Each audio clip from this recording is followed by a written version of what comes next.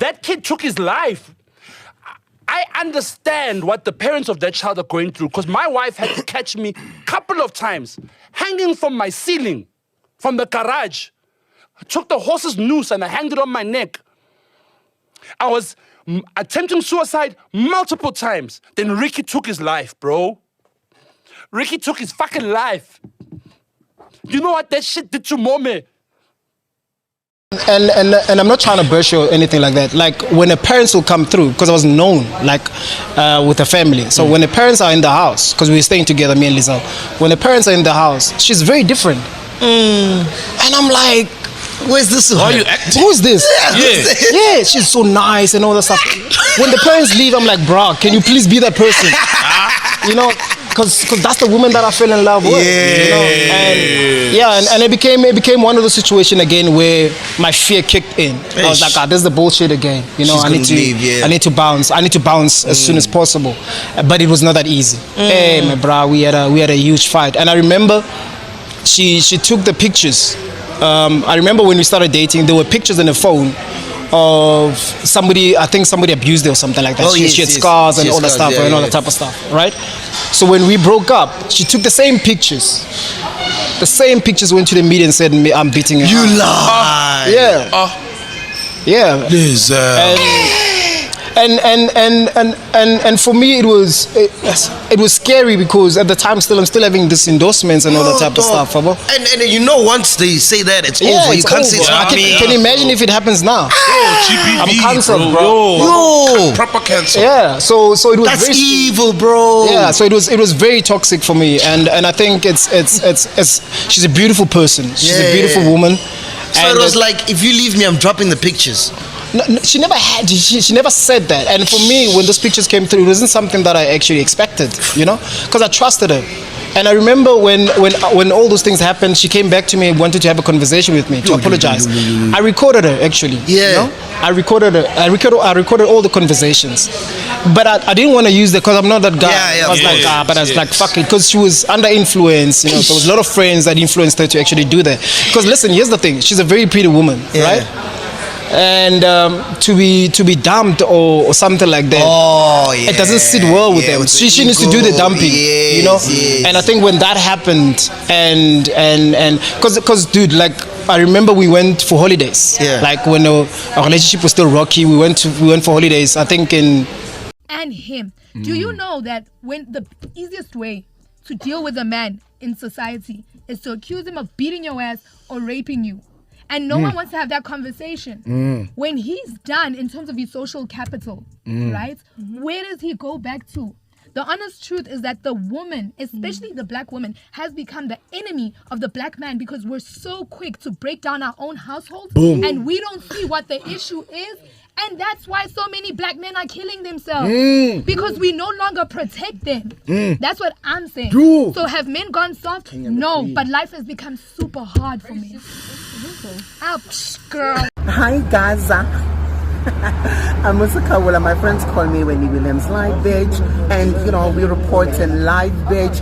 Let me tell you, you know we all learned early in the day that there was this big celebrity that was due to appear at Johannesburg Magistrates Court. So me and my friends, we came to find out, and I will tell you that the person that did the rapation and accused of murder and whatever attempted murder or not, that person has been Jub Jub, and we did see him at the court. He was at court 23, and actually he did look cute, obviously, but you know the magistrate and everybody don't care about none of that stuff. So the person that opened the case would have been Amanda Dupont, and the case was opened last year February, but Jub Jub saying that he knew nothing till this morning, and that there was a warrant of arrest for he only found out today.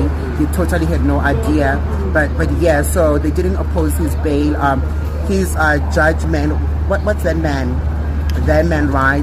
They had wanted him to get out on a 1,000 rand bail, And the magistrate man, or the big judge man, was like, oh no, that is bullshit. 1,000 rand is laughable. The bail is set at 10,000 rand. So he did pay the 10,000.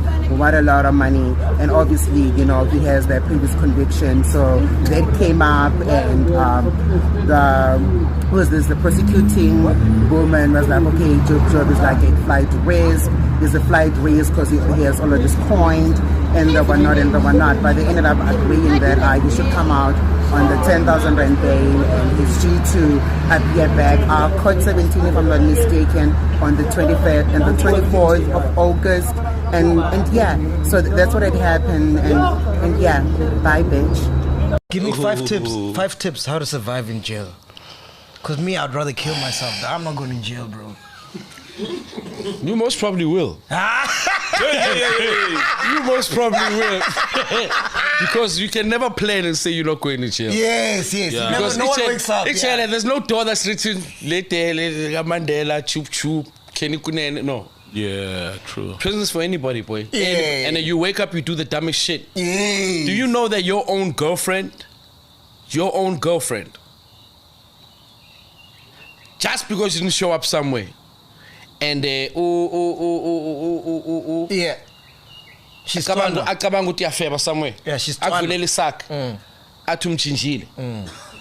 The law now does not want to hear what we have to say. 100%. We are vibe. Yeah, you understand what I'm saying? So you can go in for anything, my boy. 5 tips to survive. Or should make it 3 tips? To survive in prison. Yeah. So I'd like to address things that were said about me by Mulema Marahanye, Jub Jub on Mac G's show, as well as Mac G. Okay. So there's 3 things that I mainly want to address. The first was saying that he smashed me. First of all, Mulema, you raped me.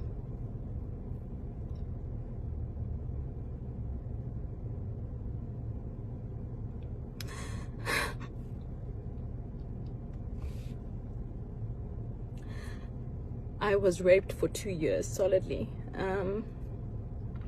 So please don't make it sound like it was a relationship. I was absolutely afraid to leave.